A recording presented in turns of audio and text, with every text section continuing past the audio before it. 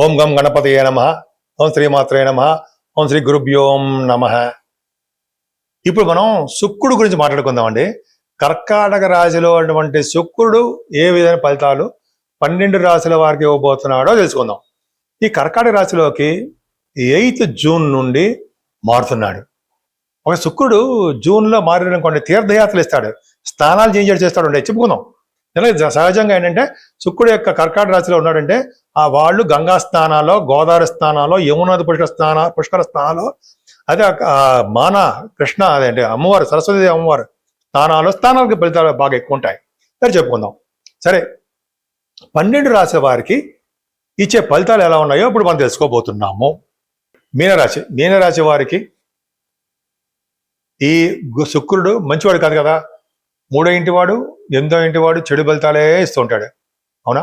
కానీ ఈ శుక్రుడు అనేవాడు పంచమ స్థానంలో గురుడితో కలిసి ఉన్నాడండి. మీకు 3వ ఇంటివాడు అన్నాడంటే మీకు జనరల్గా అంటే మీ తోబుట్టులు చెల్లెళ్ళు ఉంటారు సరే, వాళ్ళకి చిన్న చిన్న ప్రాబ్లమ్స్ క్రియేట్ చేయడము, మీరు ప్రయాణాలు చేస్తూ ఉంటారు, ఎక్కువగా షార్ట్ జర్నీ చేయడానికి అవకాశాలు ఉండడం చేస్తూ ఉంటాడు. ధైర్యాన్ని ఇస్తూ ఉంటాడు, ఆభరణ ప్రాప్తిని ఇస్తాడు. ఆ శుక్రుడు సామాన్యమైన కదా, మంచి వచ్చే బంగారు ఆభరణ కొనుక్కునే చేస్తూ ఉంటాడు. అన్నిటికంటే ముఖ్యం ఆడపిల్లల్ని ఇస్తాడు మీకు. ఆడపిల్ల సంతానం కలుగుతుంది, గురుడితో కలిసినాడు కాబట్టి మగపిల్లలు ఉండడానికి అవకాశం ఉంది. ముఖ్యంగా శుక్రుడు గురించి మాట్లాడుకుంటున్నాం కాబట్టి పుత్రికా సంతానం కలగడానికి అవకాశాలు ఎక్కువ. కళారంగంలో అంటే నృత్య కళాకారులు గాను, మీకు అంటే కొంత సినిమా రంగంలో యాక్టింగ్ కానీ కళారంగంలో మీకు బాగా అవకాశాలు వస్తాయి.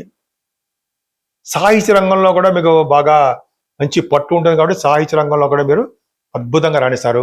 ఇంకా పంచమ స్థానంలో శుక్రుడు అంటే కింద జన్మలో చేసిన పుణ్యం కూడా మీకు లభిస్తుందండి. అంతేకాకుండా ఈ పంచమ స్థానంలో శుక్రుడు వల్లనే ఇక నేమ్ అండ్ ఫేమ్, అలాగే ఆ ప్రజాదరణ, ప్రజల నుంచి మీకు మన్ననలు పొందడం, ఇవన్నీ చాలా బ్రహ్మాండంగా ఉంటాయి.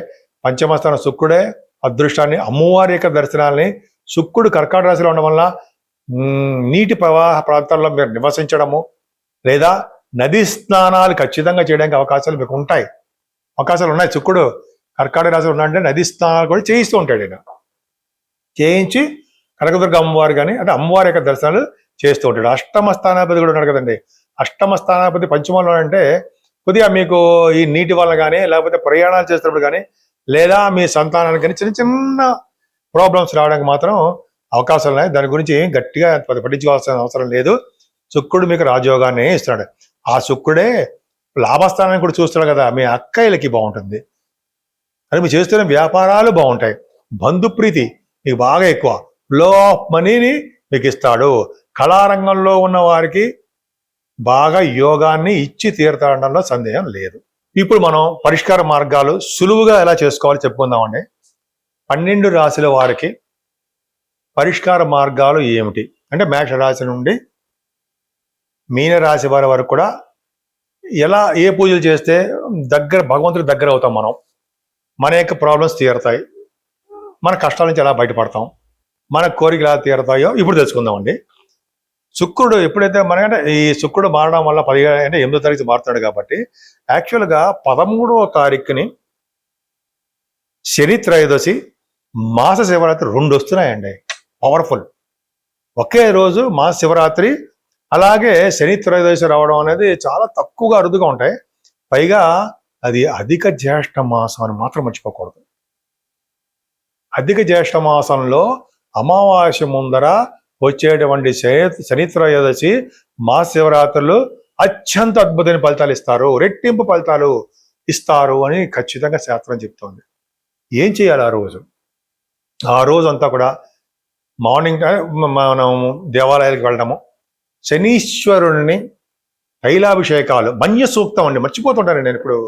మన్య సూక్తం పూర్వకంగా, మన్య సూక్తంగా బ్రాహ్మణులకు తెలుసు, వేద పండితులకు తెలుసు. అది మన్య సూక్తంతో శనీశ్వరుణ్ణి అభిషేకం చేస్తే, వేద పండితులు కనుక్కొని చెప్తారు, బ్రహ్మాండంగా చెప్తారు వాళ్ళు.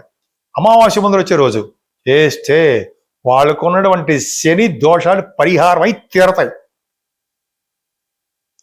మనకి పట్టుకున్న శని వదిలిపోతాడు. అర్ధాశ్రమ శని కానీ, అష్టమ శని కానీ, ఏలినాటి శని ప్రభావం కానీ మన శరీరం మీద మన అనారోగ్య సమస్యలు ఇవ్వడు. అంతేకాకుండా అదే రోజునే మహాశివరాత్రి ఈవినింగ్ టైంలో ప్రదోష కాలం రోజు కూడా శివాభిషేకాలు మార్నింగ్ టైం చేసుకోవాలి, శివాభిషేకాలు ఈవినింగ్ టైంలో చేసుకోవాలండి. ఈవినింగ్ టైం కూడా అత్యంత పవర్ఫుల్ రోజు అండి. ఆ రోజు సాయంత్రం పూట ప్రదోష కాలంలో 5:30, 6 గంటలకు మధ్యలో, అదే 6 టైంలో చేస్తారు కదా ప్రదోషం, 6 గంటలకి. ఆ రోజు ఆ టైంలో కనుక శివాభిషేకాలు చేస్తూ దేవుడి ముందర దీపం వెలిగించిన వారికి, అంటే నెయ్యి దీపం, ఆవు నెయ్యి కానీ మీ ఇష్టం, నువ్వుల నూనె కానీ దీపం వెలిగించిన వారికి సర్వశుభాలు, సర్వసుఖాలు, అదృష్టాలు, ఐశ్వర్యము ఇస్తాడు శివుడు. ఎంత బాగుందండి. అంటే 13వ తారీఖు రోజు ఇంత పవిత్రమా, ఎంత అద్భుతమా, నాకు ఇప్పుడే తెలిసింది క్యాలెండర్ చూస్తుంటే. చాలా పవర్ఫుల్ అండి. నేను కూడా చేసుకుంటాను తప్పకుండా. ఇదొక మనం వదిలిపెట్టకూడదు. తర్వాత 15వ తారీఖుని అమావాస్య, అధిక జ్యేష్ఠ మాసం అక్కడ ఆ రోజుతో అయిపోతుంది అనమాట. అధిక జ్యేష్ఠ మాసంలో వచ్చినటువంటి అమావాస్యను చూసారా, చాలా అద్భుతమైన ఫలితాలు ఇస్తాయండి. ముఖ్యంగా పితృ రుణం తీర్చుకోవాలన్నా, పితృదేవతలకు మనం పూజ చేసుకోవాలన్నా అదే రోజు చాలా వాళ్ళు మనకి సంతోషిస్తారు. ఎవరైతే ఆ రోజుని పితృదేవతలు పూజిస్తారో వాళ్ళ కుటుంబం వృద్ధి అవుతూ ఉంటుంది అని చెప్తూ ఉంటాం.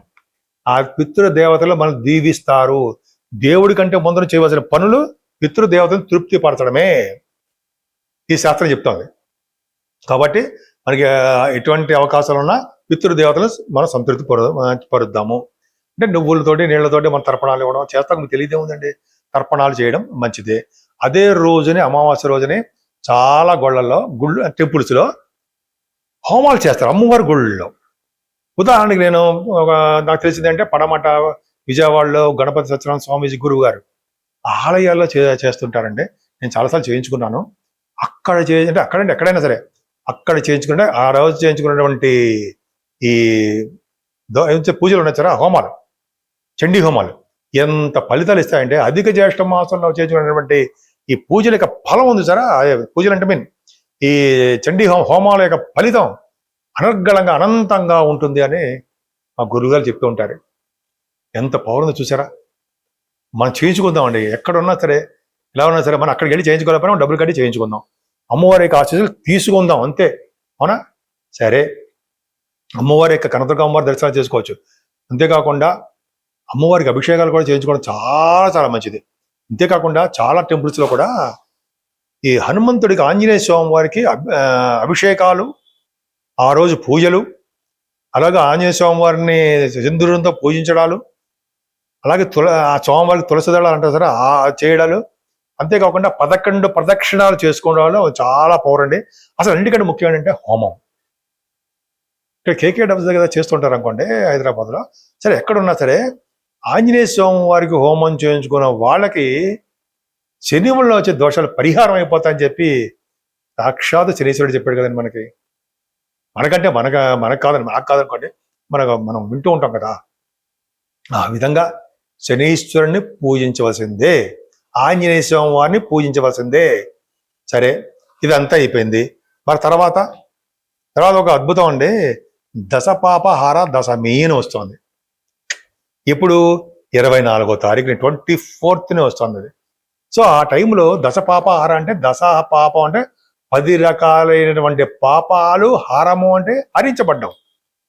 అంటే మనస వాచ అంటాం సరా, అంటే మనసుతోటి చేసే పాపాలు, తర్వాత మనం మాటతోటి చేసే పాపాలు, కళ్ళతో చేసే పాపాలు ఉంటాయి కదండి. మనకి తెలియని పాపాలు చాలా ఉంటాయి. మన గురువు గారు కూడా చెప్తుంటారు. 10 రకాలైన పాపాలు హరించే రోజే ఆ రోజు దశమి. ఆ రోజు కానీ ఎవరైతే విష్ణువుని పూజిస్తారో, అలాగే శివాభిషేకాలు చేసుకుంటారో వాళ్ళకి సర్వ పాపాలు హరిస్తాయి. అంతేకాకుండా దానాలు చేసుకుంటారో, దానం అంటే మీకు తెలియదు ఏముందండి, అనేక రకాల మంచి మంచి దానాలు చేసుకుంటారో వాళ్ళ పాపాలన్నీ హరించి తీరతాయి. అది గొప్ప అదృష్టం అండి. ఆ రోజు సాయంత్రం పూట ఉపవాసం ఉండి, అంటే ఫాస్టింగ్ ఉండి, నెక్స్ట్ డే రోజు ఏకాదశి పూట ఉపవాసం ఉన్నవారంటే దశమి పూట ఈ పూజలు చేసుకుని ఏకాదశి పూట ఉపవాసం ఉన్నవారికి యమకింకర్లు మన దగ్గరికి రారు అని శాస్త్రం చెప్తాను. మన గురువు గారులే చెప్తున్నారు. ఆ రోజు ఉపవాసం, బాబాయ్ నేను బీపీ టాబ్లెట్ వాడతాను, షుగర్ టాబ్లెట్ వాడతాను ఉంటాయి కదండి, అవి వాడే వాళ్ళకి ఏంటంటే ఎవరైనా సరే మనము ఆకలికి ఉండలేం కాబట్టి మనం అంటే పాలు కానీ పళ్ళు కానీ లేదా భీముడు మనకు ప్రసాదించాడుగా, ఆయన ప్రసాదించడం అంటే ఆయన ఒక వల్లనే మనం బియ్యాన్ని మనం రవ్వగా చేసుకున్న బియ్య పిండి అది కూడా తినచ్చు అనమాట, దోషం లేదని సాక్షాత్ శివుడే చెప్పాడు మనకంటే శాస్త్రాలు చెప్తున్నాయి. సో మనందరికీ తెలియదు అనమాట, చెప్తున్నాడు ఆయన. సో అదొక రోజు. 27వ తారీఖున పౌర్ణమి శనీశ్వరుడు ఉంది, త్రయోదశి. 27వ తారీఖున శనీశ్వరుడు పూజించడమే, అంతే విధంగా ఆంజనేయ స్వామి పూజించడము, వాళ్ళ యొక్క దీవెనలు తీసుకోవడం వల్ల సర్వ శుభాలు సర్వ సుఖాలు కలుగుతాయి. అంటే 13వ తారీఖు శనివారం రోజు అమావాస్య మంగళ వచ్చే రోజుని మనం మర్చిపోకూడదు. 15వ తారీఖు అమావాస్య మర్చిపోకూడదు. 24, 25 తారీఖు దశమ ఏకాదశి మర్చిపోకూడదు. 27వ తారీఖుని అంటే అవన్నీ చెప్పే జూన్లో శని త్రయోదశి. ఇవన్నీ ఏదో విధంగా మనం చేంజ్ చేసుకుంటున్నామండి. డబ్బులకు లోట మీకు లేదు. మనకి భగవంతుని మనసు సంకల్పం కలిగించాలని భగవంతుని మొక్కుకుందాం, వేడుకుందాం, చక్కగా మనం భగవంతుడి దగ్గరగా ఉందాం.